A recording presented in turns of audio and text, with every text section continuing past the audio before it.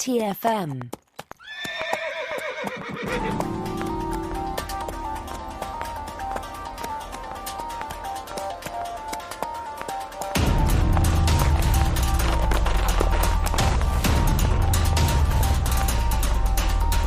Welcome, everyone, to another episode of Saddle Up, our dedicated Star Trek Strange New Worlds podcast. I'm Christopher Jones, and with me, as he always is my esteemed co-host, Matthew Rushing. And Matthew, I had a feeling that you were a bit hungry, but don't worry, I've brought you some waffles.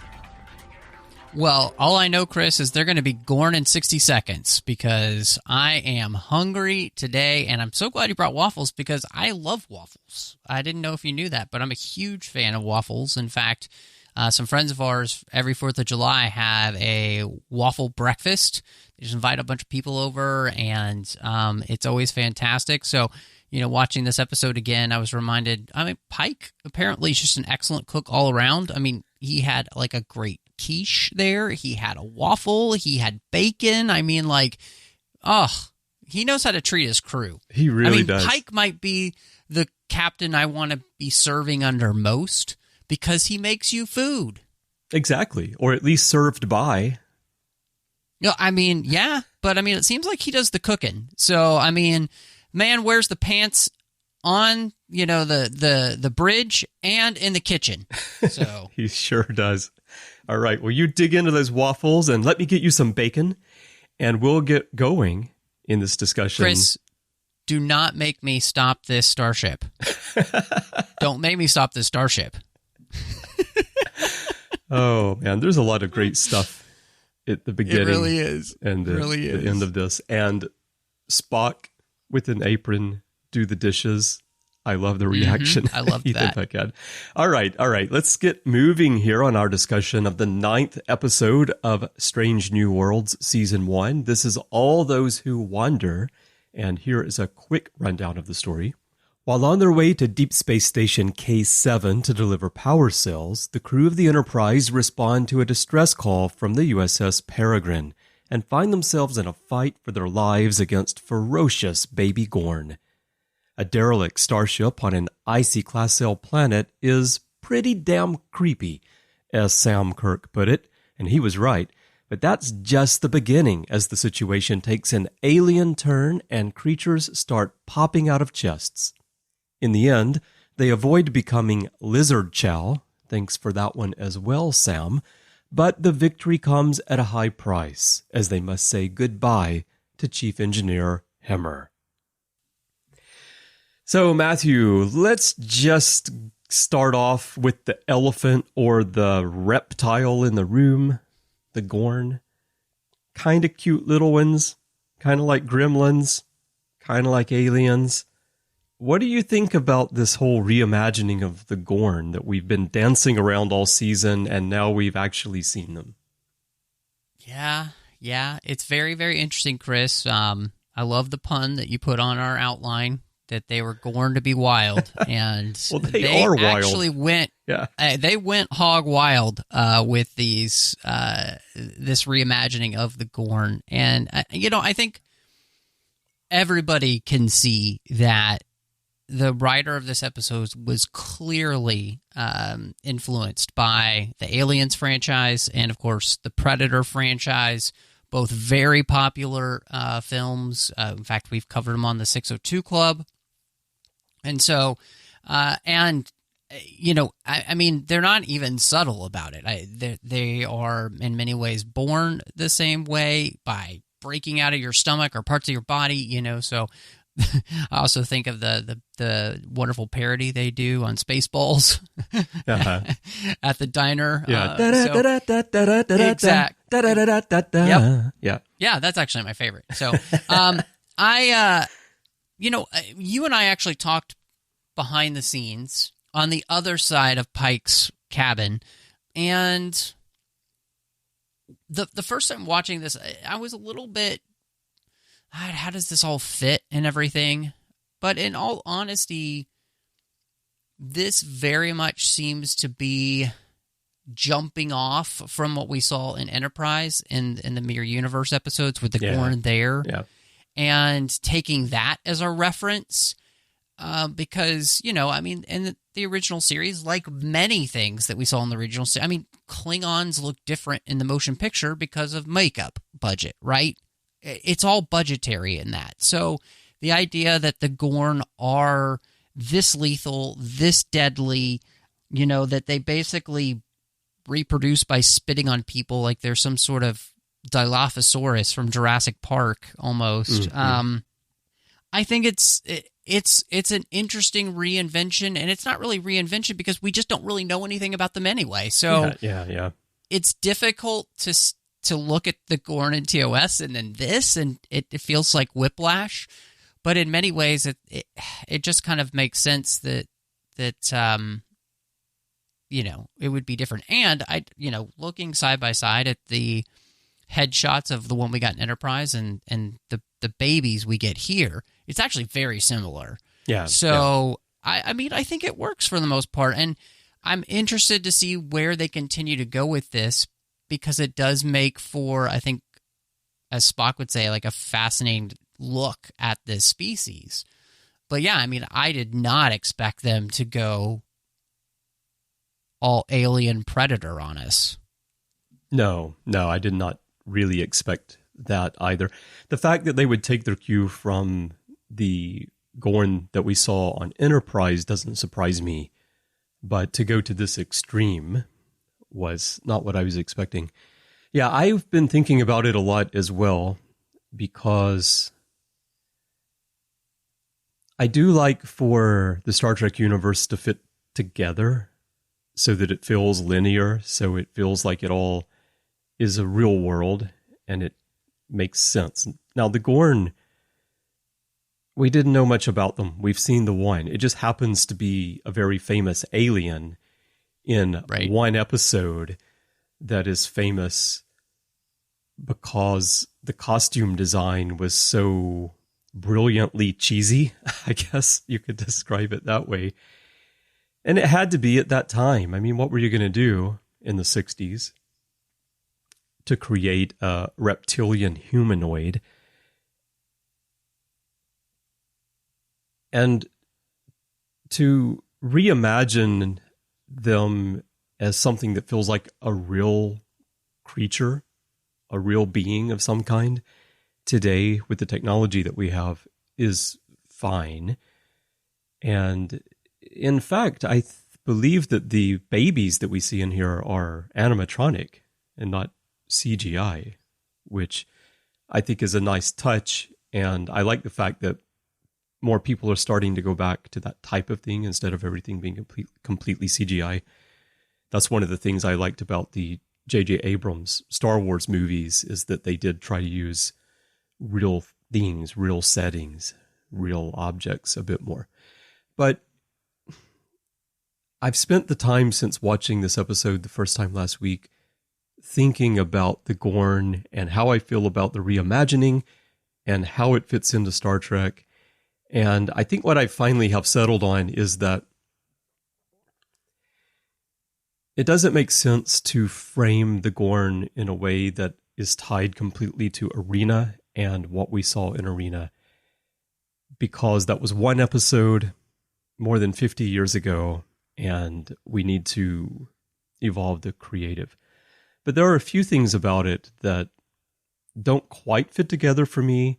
One is La'an tells people here that, we really have no chance against even one Gorn.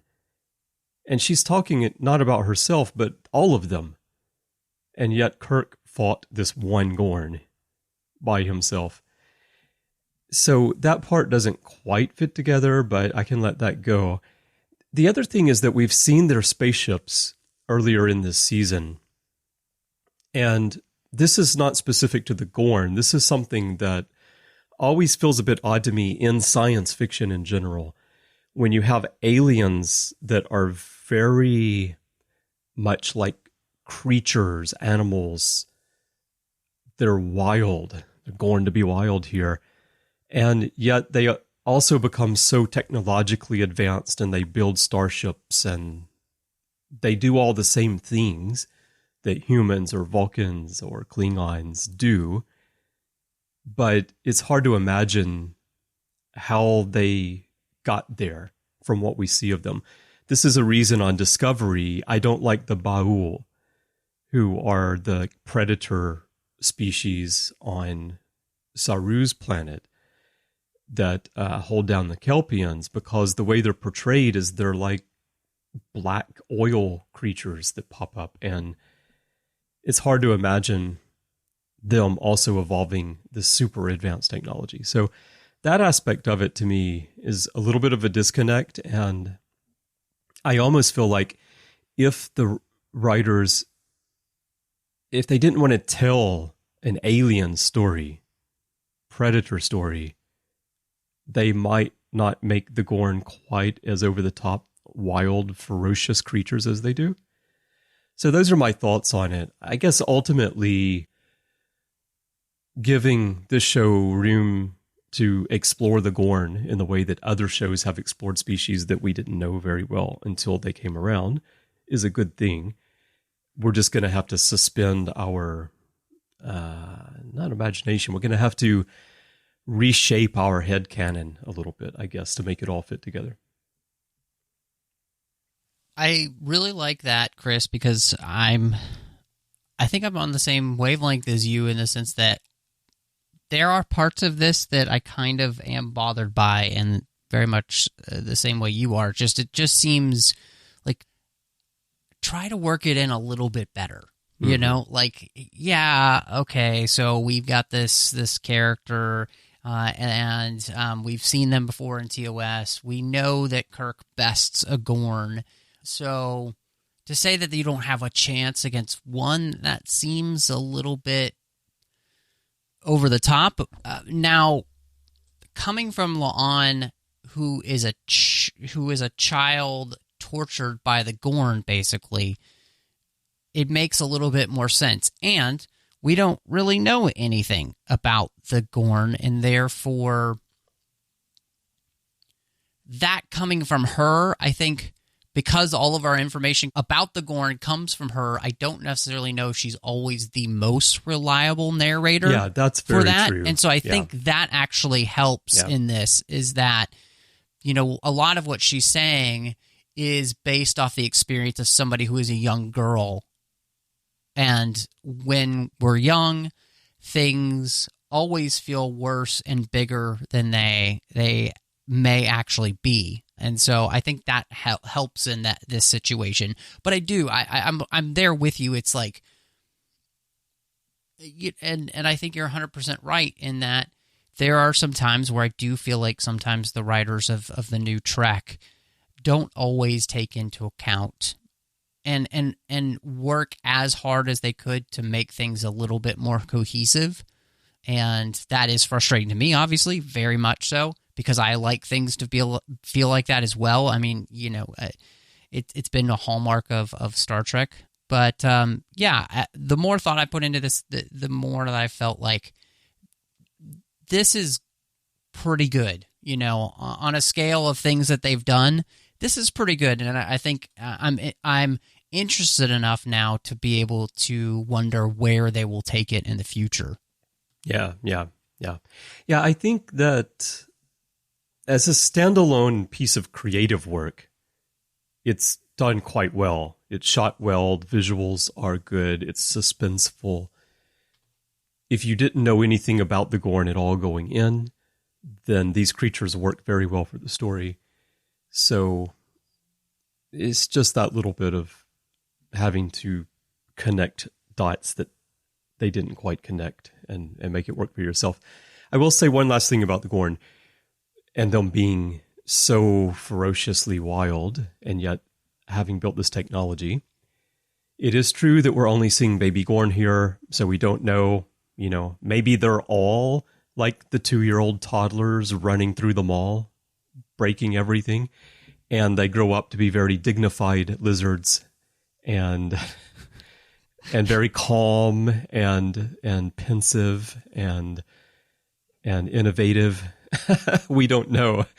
But from what we saw here, it was definitely a horror movie take on creatures rather than the usual Star Trek the aliens from the chase seeded all the planets, and everybody kind of evolved in a similar manner, kind of thing.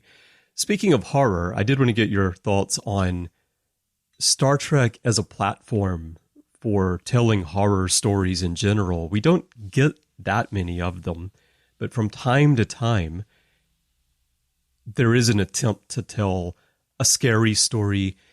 In the past, it hasn't necessarily been graphic like this. I think about DS9 and Impact Noir. It's a great haunted house. It's scary in a sense if you imagine yourself being there, but it's not this type of horror story. Do you think Star Trek works well for telling horror? I do. And I think that's, it's one of the hallmarks of all of Star Trek is that you utilize these different genres to tell different types of stories. And I think that this one does a great job of tapping into a lot of the fears that a lot of our characters are going through. And so it works well with the story that we're trying to tell for somebody like Hemhura or Uhura, even La'an, and Spock, of course, And so what I like is that by utilizing this scary story, we're tapping into the story that we're trying to tell about these different characters. And I think that actually really works here for this. And so as long as the genre that you're using helps exemplify the character-driven story you're trying to tell, I think that's a win. Yeah. It worked well for the characters, I think, for sure. And it pushed... What I noticed, it stood out to me in the previously on segment at the beginning, is how many threads they were pulling for the characters, for the stories that we've seen in just 8 episodes. And then throughout here, they also tied into what happened to M'Benga, actually, with his daughter, where he gets frustrated and he says, "Stop harassing my daughter." And then he realizes, he catches himself right away. But I thought that was also a nice way of just acknowledging that something happened to the character and that he is struggling with that. When we talked about that episode, I mentioned that I would like to see him have to struggle a bit with what has taken place rather than having that ending where his daughter just magically comes back in a few minutes. And here, at least, we get a little bit of acknowledgement. No, that's great. And it's an excellent moment for that character specifically. And I was really glad that they brought that back. And I think what it does is it gives us a clear picture is this character is not okay. Right. And I think that's a good thing for us to understand about this character. This character is not okay after his daughter is gone. It's been a really tough transition for him. And I think that's really smart writing because you're having a man who is going to have to mourn the loss of ever really having his daughter. She's been gone for so long, and now he'll never really have her as a daughter again. So, while we're talking about characters and their storyline progressing, let's jump to what we have at the end of the outline, which is La'an going off to look for the parents of this girl, and Pike is giving her her space and her time to go do it and telling her, come back, however long it takes, come back. I'm curious to see how they handle this aspect of her going off and doing something. And what I thought about when that scene took place is I hope that the show doesn't start sliding into serialization too much, because I've really been enjoying the standalone episode format with the very light continuity running through it. And if we have a character who's going to be going off and doing something else that sounds like it could be a mission that needs to be told over the course of several episodes or more, I don't want to lose the episodic nature of the show that we've been getting so far, because I think we really need to keep this format in at least one show in the modern Star Trek franchise. It's interesting because I've been thinking about that too, and I don't know if I, even watching the episode a second time, see that they would go and basically follow La'an as like a side story every few episodes. Because I feel like this is a better way to be able to let you tell that story, and then basically you could come back to that where the Enterprise goes on a mission or whatever, and then they end up running into La'an or something like that, right? I think there's ways to do this without doing that, which I think would be a detriment to the series, because one of the great parts of the series is exactly what you said. There's a loose continuity, but it feels more like Enterprise or Deep Space Nine, where it's not about really, really heavy serialization that you just kind of get bogged down in. Yeah. Now, some listeners might tell us, hey, DS9, that's not heavy serialization. But the really strong serialization in DS9 comes later in the series. And even when they're doing that, because they had 26 episodes to work with, we still get standalone episodes scattered amongst that.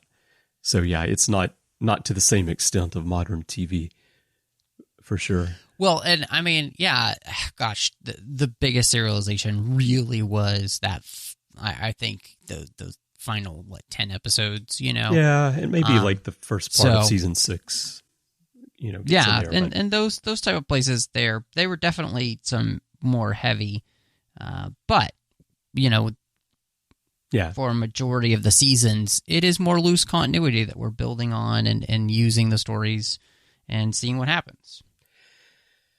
So let's talk about the biggest character moment in this episode.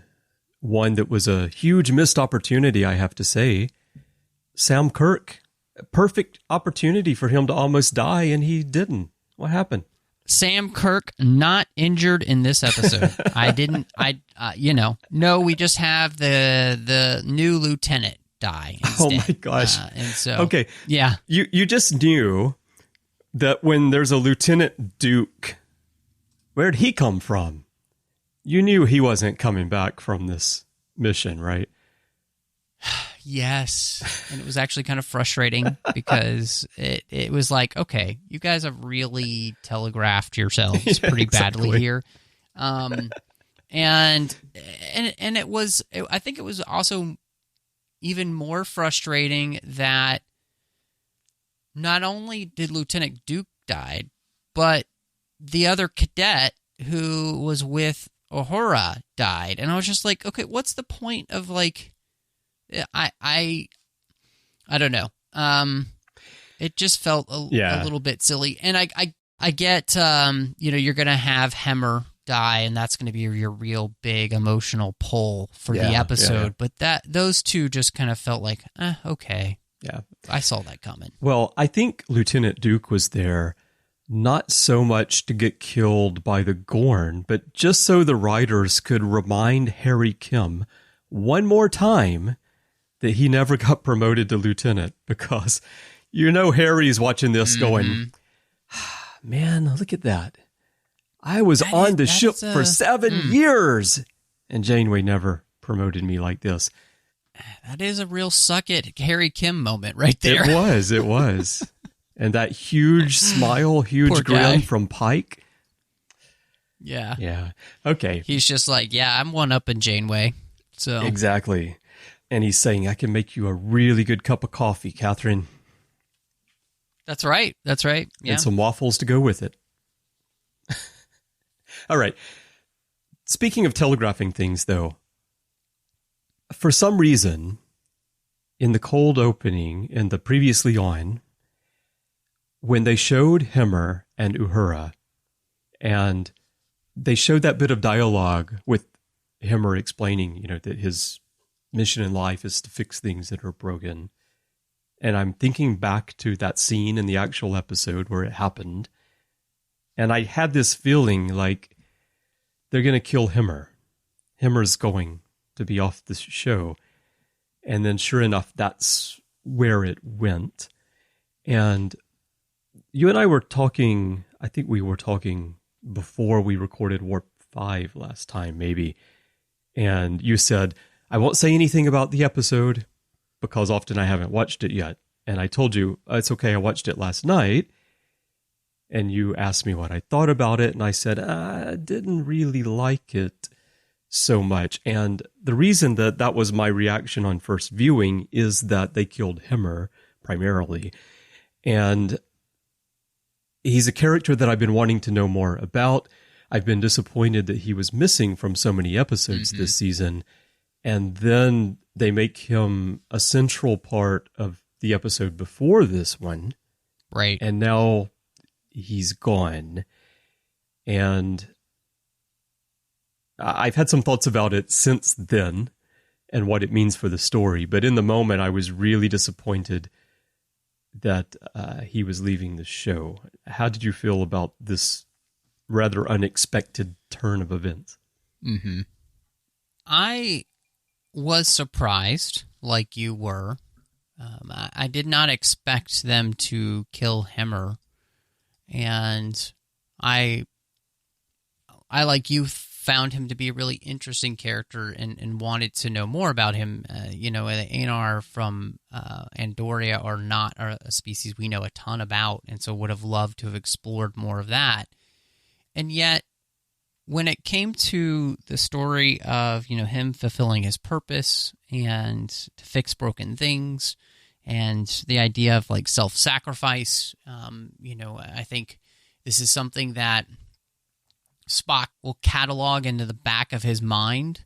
And obviously, one of the things you mentioned, even I think before we started recording, was that it felt very Wrath of Khan in some ways, making that self-sacrificial moment so everybody else can live.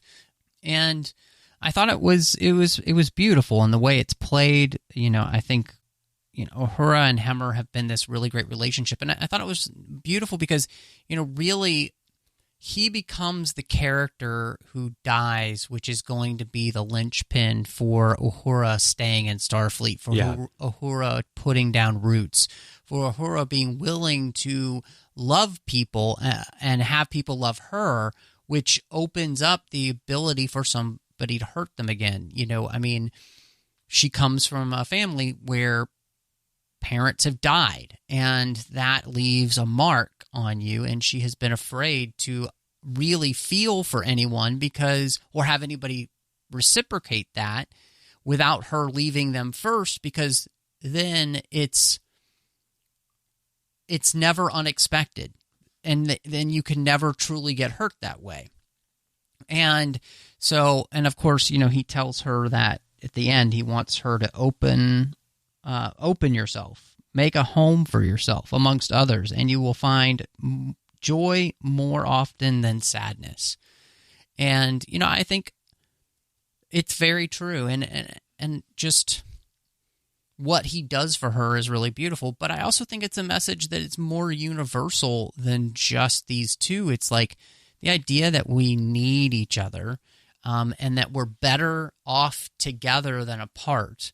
And figuring out what it is that brings us together instead of separates us is a really nice theme. So I really liked the thematic elements here, and it, it's something to which they had kind of written in to the series so far. And I also really liked, I did read that this was specific. This was not something they just willy-nilly did. No, the plan was, and Bruce knew coming in that was going to be the arc for his character. So this was not a surprise, or that, so to me, I was like, okay, I appreciate they had a plan. They stuck with it. The actor then had that foreknowledge to, I think, really be able to make the most of every scene he was in, especially with Uhura. And to me, it ended up working. Am I sad that the character's gone? Yes, I think I really am, because I liked this character. I wanted more of them. But at the same time, I think this death does a lot for a lot of our other characters in the show. Yeah. And I think that's a really nice. It's a really nice jumping off point now for all of these different characters. Yeah. When you look at it in that way, it makes sense, and I think it works well. We've chatted about it a bit since the first viewing of it, and so I've had time to think about that a bit more as well. And when you talked about it in this framing, as you did right now, with relation to Uhura, that helped me a lot. And then knowing that it was planned from the beginning that this character would only be in the first season and would have a fairly specific role in the overall story, which is tied directly to Uhura's journey as a cadet on the Enterprise, then it definitely makes more sense from a writing standpoint. I think that the fact that he was presented as being the chief engineer, and yet he was not in a lot of episodes, and now he's gone at the end of the first season, is one reason why a lot of people probably feel like, why? What happened? Because we're not used to that in Star Trek. We're accustomed to our main crew, the people who are in the key roles, stick around, usually for the full run of the series. And we're not used to them being used in a way that's specific to supporting one other character, I guess is how I might look at it. But yeah, in this case, it does make sense.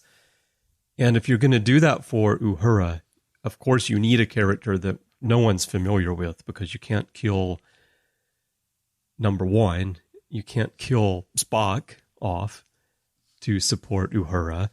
You certainly can't kill Sam Kirk, because apparently nothing can kill Sam Kirk, at least not. It's true. He is indestructible. Not until later. Indestructible, Chris. On the timeline, anyway, he is.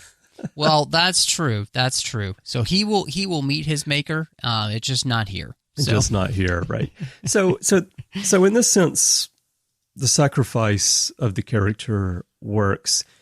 The other thing that you mentioned, which I had told you a little bit about, and I jotted some notes down on the outline, is the parallel with the Wrath of Khan. And it's something that I didn't pay attention to all that much on first viewing, but on the second viewing and really listening to what Hemhura is saying and what Pike and the others are saying to him as well. And he's explaining why he has to make the sacrifice, and he's going to save everyone else, and he has fixed what was broken. And this is the next step that he needs to take. It all felt very much like the ending of the Wrath of Khan, and even in words. And Spock quietly to himself says, a logical conclusion. And I felt like if we talk about adding texture to Star Trek and to our headcanon and making later stories richer, when you watch The Wrath of Khan now and you see Spock sacrifice himself to save the ship, you can imagine that he's remembering what Hemhura did to save everyone. Mm-hmm. Yep. And so that is now in his head. And that's his headcanon. That's his headcanon, exactly. And so for that reason also, I think that while this was an unexpected turn on the first viewing, and it's disappointing to see the character go,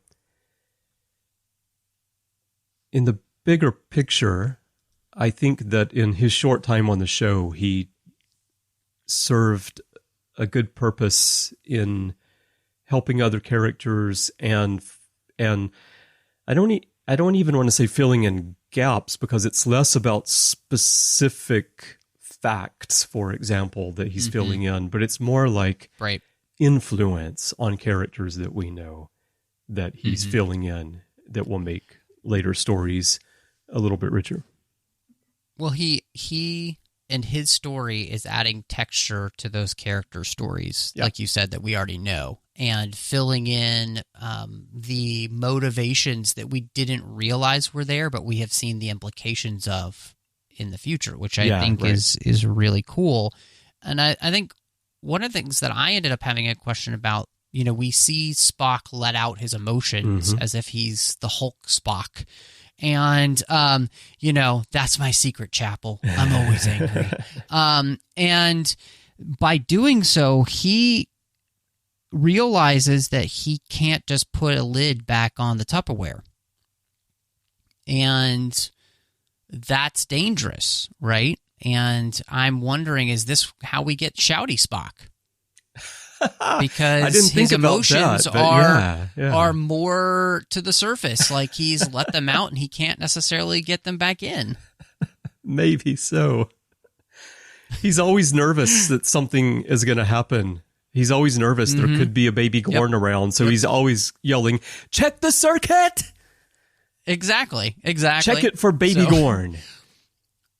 And that's really a joke, because what I actually think this is going to tie into is the story that we've been telling with learning more about Vulcans and, of course, Sybok and all of that. And I think that's where this is really going to play in, is where Spock and his he is actually going to have to face a choice, I believe, in the future.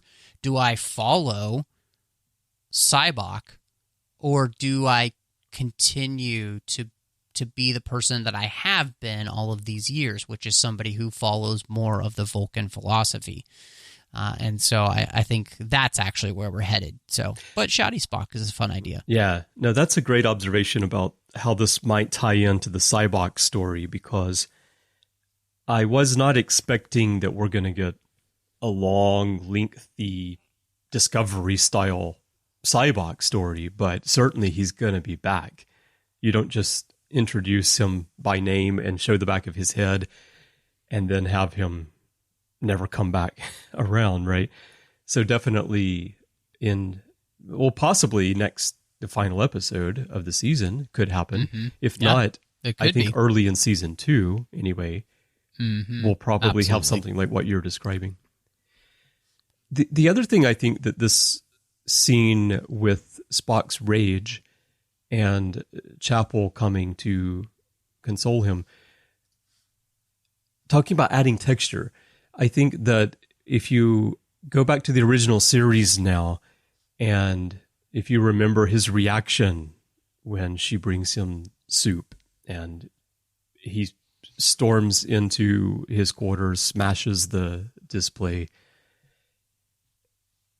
Reading that now, you can think about what happened in this episode and the fact that Chapel saw it, and then she went to him and calmed him down.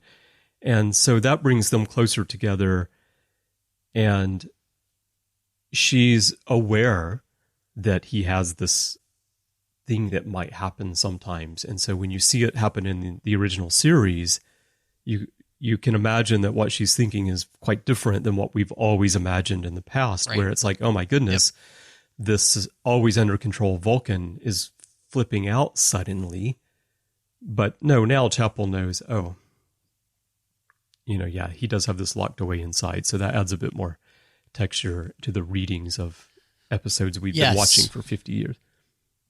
Well, and it also adds, I think, a lot of texture. Just Bush's face in that moment where they're face to face, it says everything, which is that I'm in love with you and I want to do everything I can to help you. And, it's so heartbreaking. And she's so good. And they're both so good in that role. And I mean, you can even see in Spock's face as he turns, which is that, oh crap kind of moment almost, I think, of like, I could have taken this to another level if I wasn't in control at all, right? And that I think that the temptation is there for him because there's something about their relationship. I think in many ways, I think she's actually really good for him.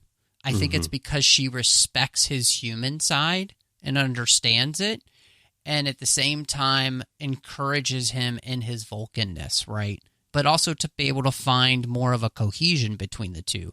And I almost wonder, and I think this would be fascinating, book series, I think, honestly, is to explore Sarek. Why did Sarek marry human women? Yeah. Is it the same reason? Was it that he maybe is more of a Vulcan, like in the vein of T'Pol, who his emotions were actually a little closer to the surface, and by marrying a human woman, he was actually able to become more whole as a Vulcan because of that. To me, that's just something that I think would be fascinating to understand, because here with Spock and his relationship with Chapel, there's so much there, and there's so much there then for the family, I think, which would be really interesting to kind of understand more of. So yeah. Well, you can imagine that if the Vulcans are going to send someone to Earth to be the ambassador, if there is a Vulcan who might be a little bit more in touch with emotions, that's a person who would be ideal for the role. And then once he's on Earth, as he acclimates to the local culture and becomes part of that, right, then the fact that he would marry a human woman is not surprising at all. So yeah, that could be an interesting backstory. I don't know if we'll get any of touch. That. Anyway, I don't know if we'll get any of that in this series or not, but maybe. It's certainly possible. Well, and it just seems like, when you're thinking about stories that you probably would never tell in these series that we see on television, but great questions, it's like, let a novelist go at that. Yeah. Let one of the great Trek novelists really dive into that, because why not? Yeah. Because it can't hurt anything you're going to do in the series, and it only adds layers. And the word of this episode is texture. I think it only adds that texture to these stories that we're watching. So, yeah, well, they've been doing that with Discovery and Picard, so it seems natural that they might do that with this series as well. I'd also like to see a novel that explains who in Starfleet security thought that 246810 was a secure command code on a starship. It's only slightly better than 0000 destruct 0 then or 1 2 3 4 5. Exactly. That's my luggage combination. Also about Spock. Did you notice that Sam Kirk was channeling Bones here? When he went off he definitely on was. Spock. He definitely I just heard him was. go, haven't you got any goddamn feelings about that? Yep. I heard it. I thought it was absolutely, it was great. And that is interesting because, you think about that relationship and the fact that Sam is a little bit more like Bones. Yeah. And then if Kirk is, Kirk, Jim is Jim. It kind of makes sense as to how they would get along as brothers. And so, and I also kind of love the idea that Sam is a little more hot-headed, and those type of things. So yeah, I agree with you. That was actually really nice to see. So yeah, this episode was just jam-packed full of stuff, which I really loved. And, in all honesty, I come to the end of this episode and I think to myself, man, I almost wish that this wasn't the penultimate episode of season 1, because I really want more stories. Yeah, same here. Well, that sounds like the beginning of some final thoughts, Matthew. I guess I was channeling my inner, captain's log at that point, but they have really, I think, set the stage for some interesting places that this can go. With who replaces La'an, who replaces the chief engineer position, which it could be Scotty, because I don't think we ever really have the chief engineer mentioned in The Cage. Right. Other than maybe calling them the chief engineer. It's been a long time since I've watched The Cage. Yeah, so. that's something I meant to talk about when we talked about him or leaving, is that by clearing out this position, it does give them the opportunity in season 2 to bring Scotty aboard. Mm-hmm. Yeah. So, I mean, I think there are a lot of places that you can go. Oh, the places you will go. And all those who wander to those places. All those who wander. Where you can go are not now. always lost. Yeah. So, but the thematic elements in this were really beautiful. I really enjoyed how we tie into so many of these characters' arcs throughout the season. And I would say, to me, other than the fact that this ship is apparently half the size of the Enterprise, but still looks basically the same size. It's made out of the same parts, Matthew. Yeah, I know, which is weird. I'll give this 4.5 out of 5 slightly smaller ships. Okay, excellent. Yeah, I think that the Sombre class is made out of all the bend parts that Starfleet, they made nacelles, they made saucers, they didn't turn out quite right, so they can't use them in the Constitution class, so they just stick them together to make this slightly less powerful, slightly less reliable ship. It's real fast, though, Okay, can I just say that is one of the things in the episode that I actually knocked the half star off of, is that you didn't just create a totally different ship, especially one from the TOS era that fans would have loved to have seen, like the Archer class or something along those lines. Yeah. Just that you basically have a smaller Constitution class vessel felt... I don't want to say lazy. It just didn't feel like the best choice you could have made. So I would have loved to have seen them have a different Starfleet vessel. Yeah. I mean, maybe it is to put the characters in an environment that feels very much like the Enterprise itself. That could be a reason. I'm just imagining creatively why you would do it, because my thought also was, these aren't models. You can make any ship you want. So why make one that looks basically like the Enterprise, but it's a different class? And because Chris, you can literally just scale it down in Photoshop. And... maybe that's the reason. It is true. You probably do save some money on visual effects work here by not having to completely recreate a ship. But anyway, that's fine. Speaking of the ship, the name of the episode is All Those Who Wander. The name of the ship is the Peregrine. Peregrine is a wanderer or a traveler, is the archaic meaning of the word. And the modern word means to have a tendency to wander around, but historically the word meant an alien or a traveler or someone from a foreign country. And I thought that worked on many levels for this story, not only for the people that the Peregrine picked up who were infected with the Gorn eggs, but also about our characters being on a journey. We see that with Hemhura, with Uhura, with La'an now as well. So many levels, I think that the name works well. And also, another missed opportunity, however, Peregrine is also the name of an Australian indie rock band. And so they could have had a guest appearance by a younger Adam from The Way to Eden playing his guitar. See, that's the kind of TOS tie-in I'm here for. But anyway, we did get the K7 reference tie-in here. Yes, that was nice. I was actually hoping we were going to get CK7. So yeah, that would have been awesome. Maybe we will at some point. All right. Well, my overall thoughts in closing here on the episode is that my reaction to it on second viewing was quite different than first viewing. And I think it's because it was an episode where on the surface, it is this horror story. And it's easy to get caught up in what's going on with the baby Gorn and the danger and the chase and all, and not pay as much attention to the character interactions and how things like him are helping Uhura, for example, play into the story. And so in the second viewing, when I'm paying more attention to that and what the writers are doing with the characters, instead of worrying about if baby lizards are going to pop out of my chest, the episode worked a lot better for me. So it is one of those that I think you need to let it percolate a little bit and then watch it again, and it reads better. So I'm going to give this one 7 sides of bacon.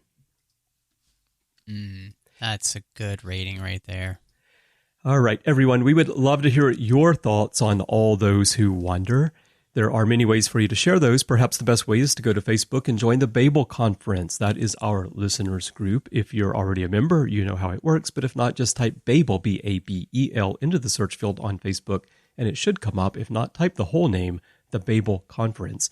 It is a closed group, so please do answer the questions and agree to the rules of the forum so that I can let you in.